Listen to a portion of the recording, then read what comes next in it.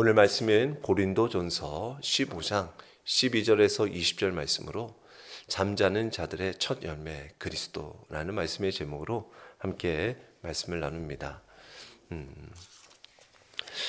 여러분들은 오늘 부활절 또 한 주 동안 고난 주간을 보내시면서 어떤 마음으로 좀 보내셨습니까?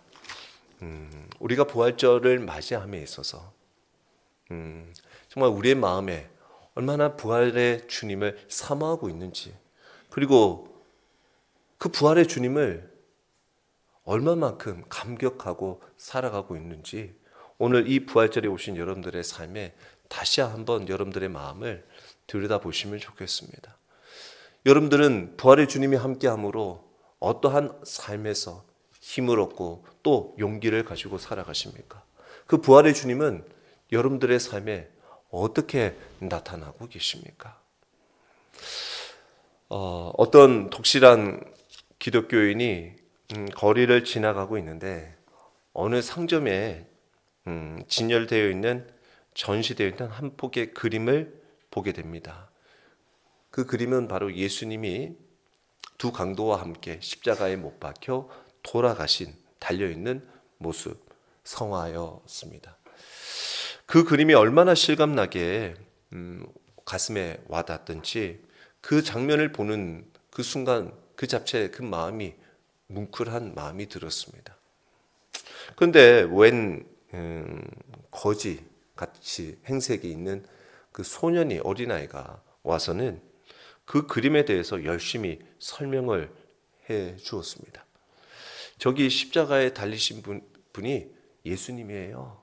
그리고 저기 십자가 밑에서 저렇게 슬픈 얼굴을 짓고 울고 있는 분이 예수님의 엄마 그 마리아입니다 라고 얘기를 합니다. 그리고는 사람들은 아무 죄 없으신 예수님을 저렇게 십자가에 못 박았어요. 그리고 사람들은 예수님의 시신을 저 건너편 동산 무덤에 넣었습니다 라고 얘기를 합니다. 그러자 그 기독교인은 이렇게 그림을 설명해 준 것이 기특해서 그 소년에게 몇 푼의 동전을 짊어주고는 또 마음에 이 주님이 나를 위해 십자가에 못 박혀 돌아가셨다라는 그 마음이 좀 뭉클하면서 눈물을 흐느끼며 돌아가고 있었어요. 그런데 얼마 지났을까? 갑자기 누군가가 자기 옷을 막 잡아당기더라는 거죠. 잡아당기면서 보니까 아까 그 거지 그림을 설명했던 소년이 달려와서는 이렇게 얘기하더라는 거예요. 아저씨, 제가 한 가지 말씀드리지 않은 것이 있어요. 십자가에 못 박혀 돌아가신 예수님이 살아나셨어요. 라고 얘기를 하더라는 거죠. 우리들의 믿음의 삶을 살아가는 우리들에게도 초대교회에 당시 복음이 증거되어진 것은 예수 그리스도께서 우리를 위하여 십자가에 못 박혀 돌아가셨다. 그리고 3일 만에 부활하셨다라는 것이 복음이었습니다.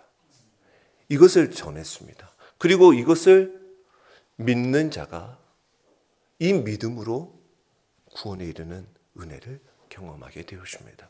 하나님의 자녀가 되어지는 은혜를 경험하게 되어집니다. 그래서 우리도 믿음의 삶을 살아가는 우리들에게 이 부활의 기쁨이, 또 부활의 소망이, 부활의 신앙이 우리 삶에 항상 함께 할 때 우리는 모든 어려움에서 이길 수가 있어요. 기독교에서 부활론이라는 의미가 있습니다. 그러니까 여러분들도 우리가 부활하면 당연히 예수님이 부활하신 것은 설명이 됩니다. 3일 만에 부활한 거. 그런데 이 부활을 믿는 우리는 어떻게 되냐라는 겁니다. 성경에서는 우리도 부활을 한다라고 되어 있는데 그럼 도대체 우리는 언제 부활한다라는 건가? 그걸 우리가 설명할 수는 없어요.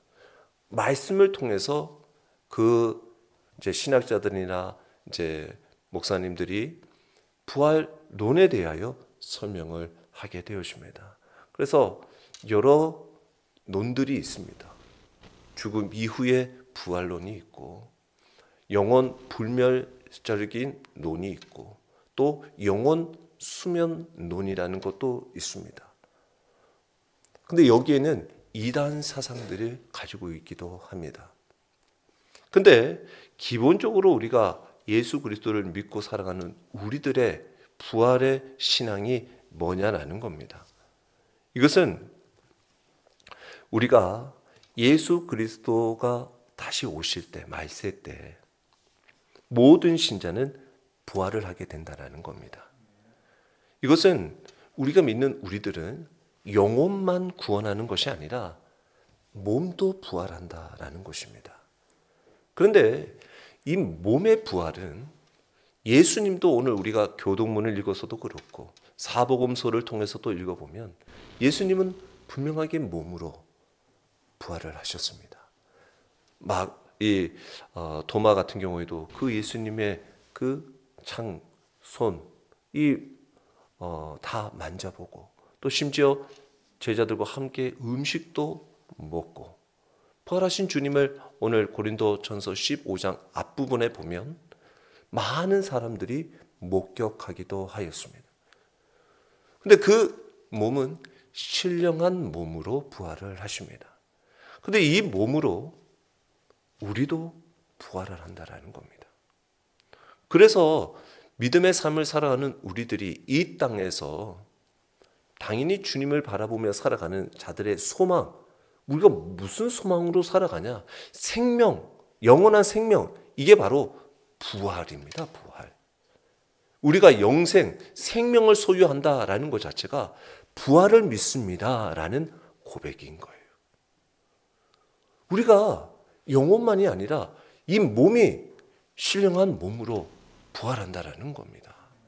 그런데 오늘 우리가 읽은 고린도전서 15장 12절에 말씀해 보니 그리스도께서 죽은 자 가운데서 다시 살아나셨다 전파되었거늘 너희 중에 어떤 사람들은 어찌하여 죽은 자 가운데서 부활이 없다고 하느냐라는 것입니다. 부활이 없다라는 겁니다. 이것은 당시에 사회적인 또 시대적인 그 문화에 또 철학 사상의 바탕이 되어 있어서 그렇습니다. 헬라의 니즘, 지금 그냥 교회가 아닌 바깥의 세속적인 그 세상의 이야기들은 이 몸은 천한 것이어서 몸은 그냥 영에 잠깐 빌려서 생활하는 것이고 몸이 죽으면 그냥 무덤에 끝나는 것이고 영은 계속 있다. 그래서 몸이 굳이 부활할 것까지가 필요하나? 그러다 보니 몸의 부활을 인정하지를 않는 거예요.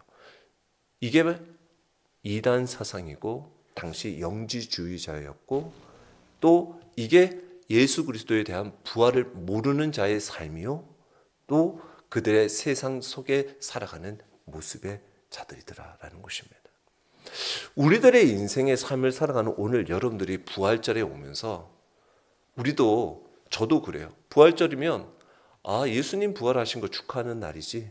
맞아. 감사하고 그 주님이 부활하셔서 우리에게 그 생명의 길을 열어주신 것은 맞아.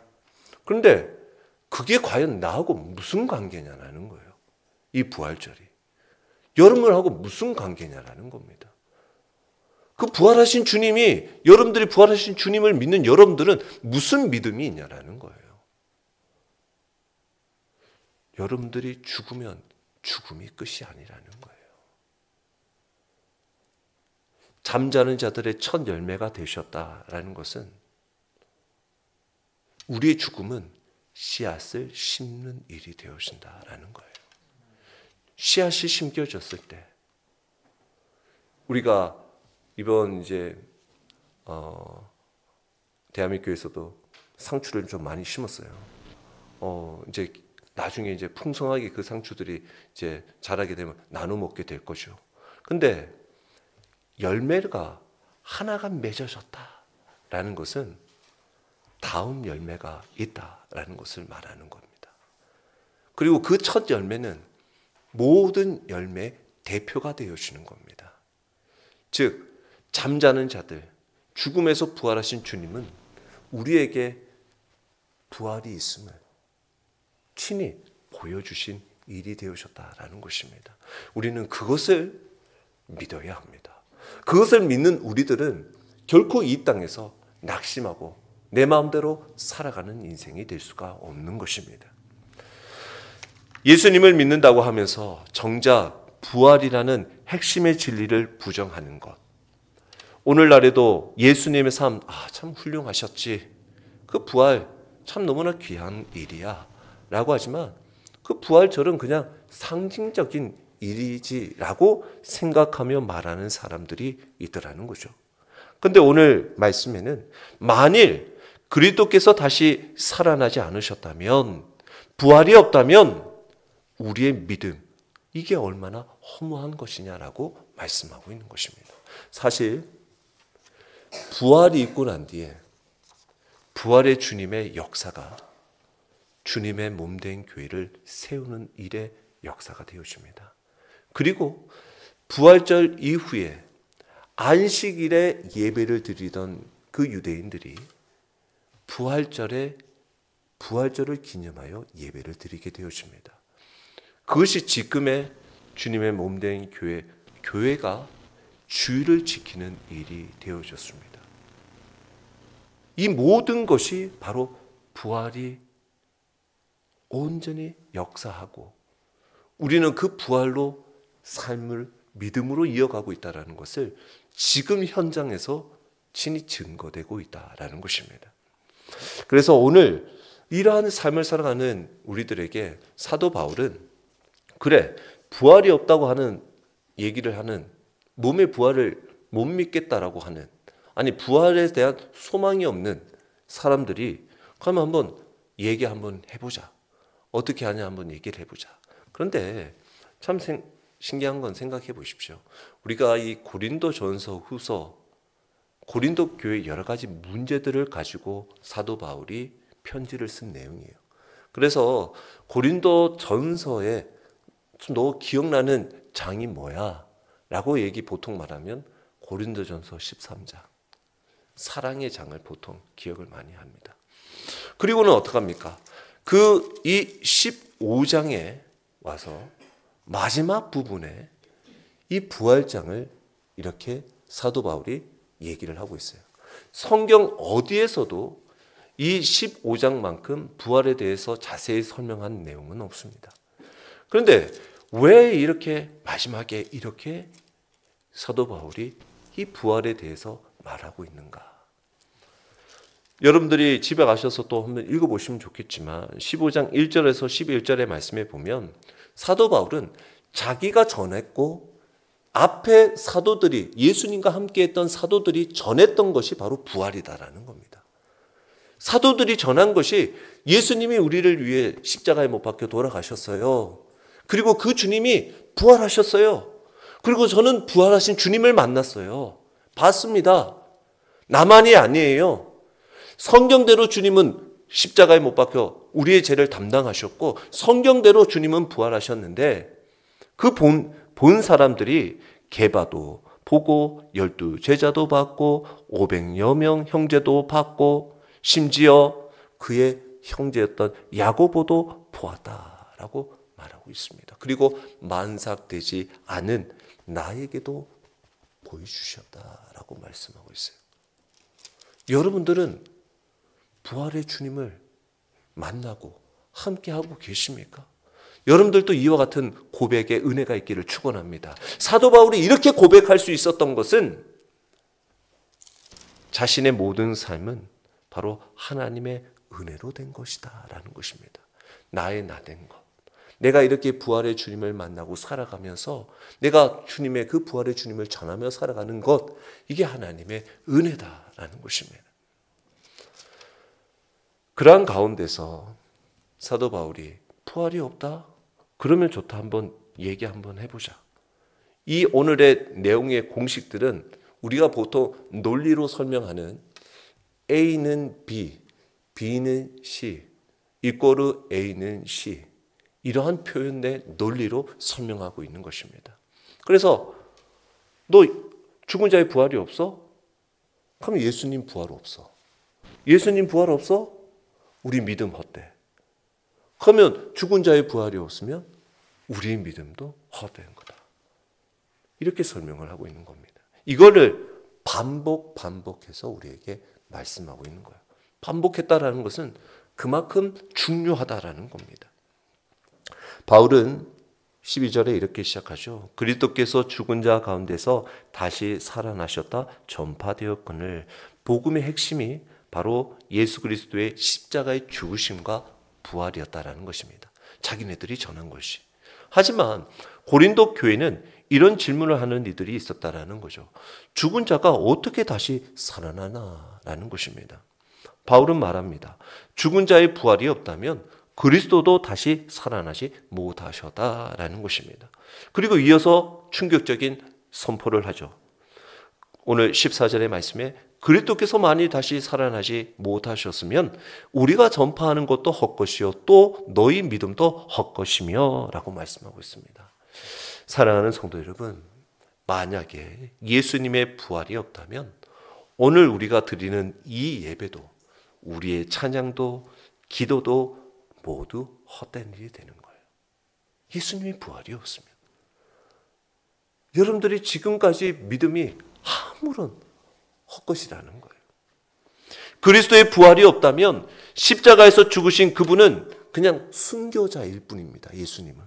그리고 위대한 우리에게 좋은 길을 알려준 또 철학자, 도덕적인 선생님, 훌륭한 사람, 세상이 말하는 성인이라고 말하고 평가될 수밖에 없겠죠. 하지만 세상에 평가되어주는 성인과 다른 것은 예수님은 무덤에서 일어나셨다라는 것입니다. 다시 살아나셨다라는 것입니다. 예수님은 사망의 권세를 이기시고 부활하셨기에 우리의 믿음도 살아있는 믿음이다라는 것입니다. 여러분들이 그와 같은 믿음으로 부활의 믿음으로 살아가는 자다라는 것입니다. 예수님이 부활하셨다라는 것은 많은 사람들이 부정할 수가 없는 여러 많은 증거들이 있습니다. 어떤 유명한 변호사도 기네스북에 올라가 있는 그 유명한 변호사도 자기의 논리를 가지고 변호니까 그러한 모든 증거를 가지고 변호를 하니까 부활하신 주님을 증명해보라 했더니 그 변호사도 너무나 증거가 방대하다. 방대해서 자기가 이 부활하신 주님을 속일 것이 없다라는 것입니다. 너무나 명백한 사실이고 역사적 사건이더라라는 것입니다. 그리고 부활이 만약에 없다. 사도 바울이 얘기하면서 오늘 15절, 17절에 보면 우리는 여전히 죄 가운데 있을 거라는 겁니다. 바울은 더 강력한 논리를 펼칩니다. 15절에 또 우리가 하나님의 거짓 증인으로 발견되리라고 말씀하고 있습니다. 이게 무슨 말입니까? 사도들이 예수님이 부활하셨습니다 라고 증언을 했는데 이게 만약에 사실이 아니다고 한다면 그 사도들은 거짓말하는 사람이 되는 겁니다. 사기를 치는 사람이 되는 거예요.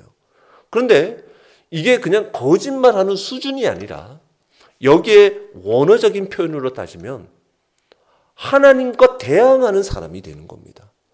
왜 하나님과 대항을 하냐? 하나님은 전혀 부활과 상관이 없는 분인데 어거지로 우리가 하나님과 부활을 엮어서 이야기를 한다라는 거예요. 하나님은 부활케 하지 않은 하나님인데 우리가 하나님이 부활케 했다라고 해서 우리가 강제로 하나님은 부활하셨게 하신 거야 라고 거짓말하는 뿐만 아니라 하나님을 대적하는 일이라는 거예요. 말이 되지 않는다라는 것입니다.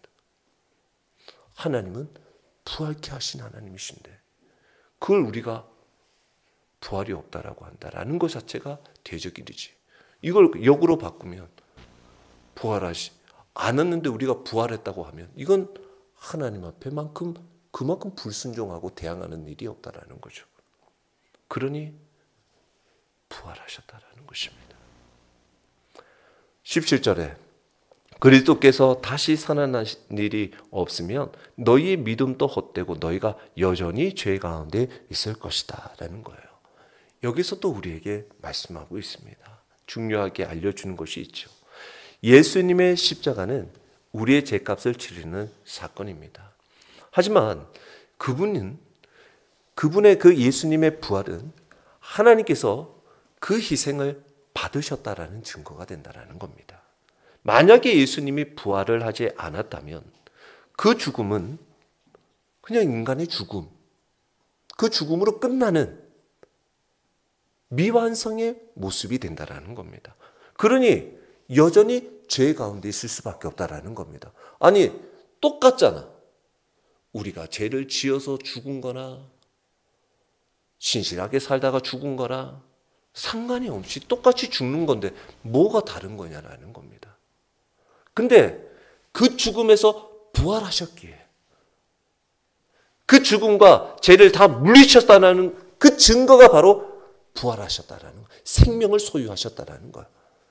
그 죄에서 이기셨다라는 거예요. 사망의 권세가 생명을 침범하지 못했다라는 거예요. 우리는 이제 예수 그리스도를 믿음으로 더 이상 죄 아래 있지 않는 자일 줄 믿습니다. 예수님의 부활로 말미암아 우리도 의롭다 칭하심을 받았습니다. 죄의 권세에서 자유함을 얻은 자들입니다. 부활은 바로 우리 구원의 증표요 확증이 되는 것입니다. 그러기에 우리는 그 부활의 신앙으로 살아가는 것입니다. 또 부활이 없다고 얘기해 볼까? 또 그러면 우리의 소망도 사라지는데 바울은 더 깊이 한번 질문을 던져봅니다. 18절에 또한 그리스도 안에서 잠자는 자도 망하였으리니 19절에 만일 그리스도 안에서 우리가 바라는 것이 다만 이 세상의 삶뿐이면 모든 사람 가운데 우리가 더욱 불쌍한 자리라. 예수님 안에서 죽은 성도들이 부활하지 못하면 그들의 믿음은 헛되고 그들은 망한 것이다. 우리가 지금 고통을 감수하며 세상의 유혹을 거절하며 살아가는 이유는 이 땅의 성공이 전부가 아님을 알기 때문입니다. 저도 이 대한민국 교회 섬긴다는 이유로 그래도 어떻게든 이 지역에서 차도 조심히 타고 그리고 거기 요새 주일 연이소 주일마다 거기 지금 뒷후문에 개똥을 그렇게 누고 다니는 거예요 지금. 그래가지고 제가 지난번에는 이원자 권사님 보고 좀 치워달라고 했는데 또 치워달라고 해가지고 죄송할 것 같아서 오늘은 제가 또 치웠어요. 근데 이게 한 무더기로 싸놨어. 그래서 제가 인간적인 마음 같아가지고는 막 대자보 하나 붙여가지고 여기에서 하지 마라. 그리고 지금 막 어떻게 할까 내가 CCTV를 달아야긴 달아야 되는데 아니면 내가 몰래카메라처럼 어디 잠복해 있다가 이걸 사진을 찍을까 뭐 온갖 생각을 다 하고 그런데도 아니지 뭐 또 개통 치우면 오면 또 치우면 되지 아니면 그래도 너무 안 하지 할까. 그리고 지난주는 제가 말씀을 안 드려서 그렇지 또 교회 안에서 안 산 게 어디냐 이 마음으로 또 내가 위로를 받았어요. 그러면서도 그 아침에 그렇게 하고 가는데 또 아침에 또 누가 또 차에서 여기 동네를 가는데 누가 또 우회전 빨리 안 한다고 막 빵빵 그러는 거예요. 그냥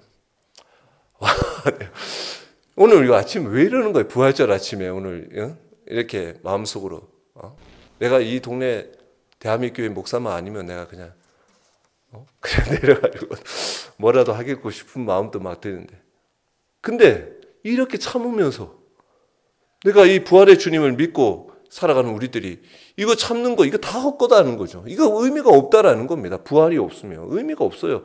왜 참어? 그냥 가서 네 하고 싶은 대로 하지. 그러니까 뭐 그냥 내 의견대로 내 좋을 대로 사면 되지. 이거 뭐 굳이 하냐. 근데 아니라는 거죠. 우리가 유혹에도 또 여러 가지 어려움에도 내가 참고 살아가는 것은 그래도 내가 부활의 주님을 꼭 붙들고 내가 영원한 생명, 부활의 그 몸, 하나님의 나라 바라보며 살아간다라는 것이죠. 그런데 만약에 부활이 없다? 그러면 괜히 손해보며 살아가고 있다라는 거죠. 손해보며 살아가는 거라는 거죠. 그러므로 바울은 그렇게 살아가면 세상에서 제일 불쌍한 자다라는 것이죠. 그런데 우리가 세상에서 불쌍한 자가 아니더라는 거죠. 왜냐하면 우리는 썩을 것을 위해 살지 않고 썩지 않을 것을 바라보기 때문인 것입니다. 그래서 사도 바울은 15장 42절에서 44절의 말씀을 보면 이렇게 분명하게 부활에 대해서 얘기하고 있어요. 죽은 자의 부활도 그와 같으니 썩을 것은 심고 썩지 아니할 것으로 다시 살아나며 욕된 것으로 심고 영광스러운 것으로 다시 살아나며 약한 것으로 심고 강한 것으로 다시 살아나며 육의 몸으로 심고 신령한 몸으로 다시 살아나나니 육의 몸이 있은즉 또 영의 몸도 있느니라. 아멘. 그렇다라는 것입니다. 우리에게도 신령한 몸으로 부활할 날이 온다라는 것입니다. 그래서 그러면 이거에 대해 또 부활의 논이 있습니다. 우리가 성경에서 가리키는 여러분들의 부활은 어떻게 이루어진다라고 생각되십니까? 여러분들이 죽으면 부활은 어떻게 일어난다라는 것입니다. 어떻게 일어난다고 생각하냐라는 거예요.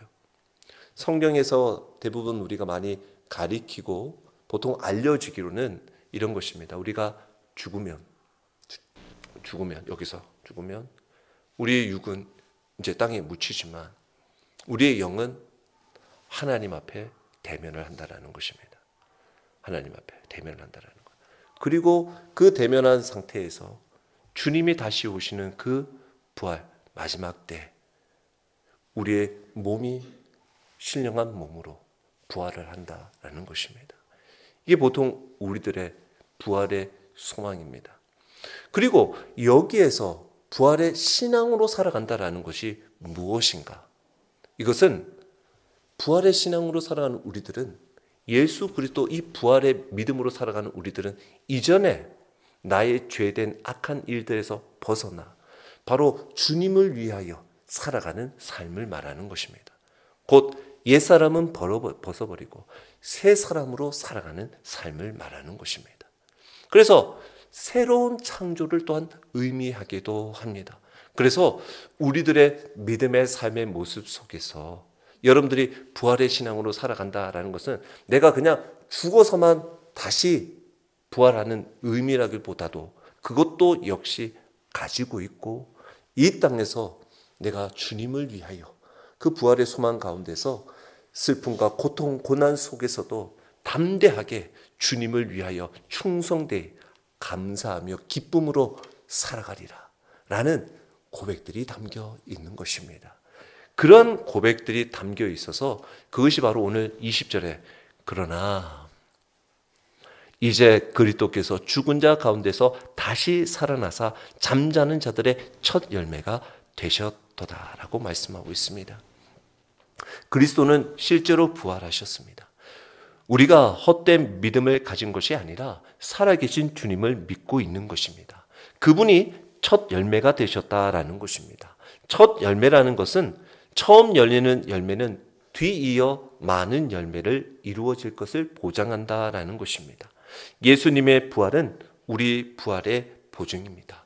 우리가 죽을지라도 주님 다시 오시는 날 우리는 영광의 몸으로 부활할 줄 믿습니다. 그런 가운데 이 첫 열매, 잠자는 자들. 근데 여기에서 잠은 죽음을 의미합니다. 성경에서는 잠잔다라는 의미를 죽음으로 표현을 합니다. 그런데 아까 제가 얼핏 말씀드리면서 부활론에도 영혼의 수면론이 있습니다. 영혼 수면론. 이게 이단 사상입니다. 그러니까 영혼이 죽으면 잠자는 상태로 영혼이 들어간다라는 겁니다. 그래서 예수님이 다시 오시면 그 잠잤던 영혼이 깨어난다라고 표현을 한다라는 거예요. 이게 이단 사상입니다. 우리는 죽으면 우리 영혼은 하나님을 대면을 합니다. 하나님을 대면합니다. 하나님 앞에 있습니다. 그리고 주님이 이 땅에 오실 때 우리는 영광스러운 몸으로 부활하게 될 텐데 여기서 주님이 첫 열매가 되어 주신다라는 것은 우리가 죽음을 두려워하지 않아야 될 이유가 바로 앞서 말씀드렸다시피 열매를 잇기 위한 씨를 심는 과정이 된다라는 것입니다. 우리의 죽음이. 그래서 우리 죽음은 우리 육신을 심는 것인데, 이 육신은 연약해 나이가 들면 늙죠. 육신은 심겨집니다. 심으면 우리는 썩지 않는 영광스럽고 강하며 신령하고 죽지 않는 몸으로 다시 살아나는 열매를 맺게 된다라는 것입니다. 그래서 예수 그리스도께서 이 다시 살아 잠자는 자들의 첫 열매가 되셨다라는 것, 즉 잠자는 것, 우리는 죽었지만 이것은 씨를 심는 것에 불과하니 죽음을 두려워하지 마라. 그리고 장차 영광의 몸으로 부활할 것을 믿고 소망 가운데 살아가라 라는 것을 우리에게 말씀하고 있습니다. 그래서 부활은 단지 부활절 한날의 신앙이 되어서는 안 됩니다. 부활은 매일을 살아가는 우리들의 동력이 되어야 합니다. 죄로 우리를 막 힘들게 할 때 여러분들 이렇게 한번 고백하십시오. 예수님이 부활하셨기에 나는 의인입니다. 그리고 주님 죽음을 막 공포스러워 두려워할 때 예수님이 죽음의 권세 이기셨기에 나도 이깁니다 라고 고백하시고, 세상이 허무하게 느껴지실 때 이 땅은 지나가지만 나는 영원히 살 자다 라고 고백해 보십시오. 예수님의 부활은 단지 과거의 사건으로 그치는 것이 아니라 지금의 나를 변화시키는 능력이 될 줄 믿습니다. 그래서 이 부활장 15장의 마무리에 사도 바울이 어떻게 마무리하고 있는지를 한번 같이 읽고 한번 우리가 마치게 하겠습니다. 우리 고린도전서 15장 58절입니다. 우리 같이 한번 읽어보시죠. 고린도전서 15장 58절 시작. 그러므로 내 사랑하는 형제들아 견실하며 흔들리지 말고 항상 주의 일에 더욱 힘쓰는 자들이 되라. 이는 너희 수고가 주 안에서 헛되지 않은 줄 알미라. 아멘. 그러므로 부활의 소망 신앙으로 살아가는 우리들은 흔들리지 말고 항상 주의 일을 더욱 힘쓰는 자가 되어야 될 줄 믿습니다.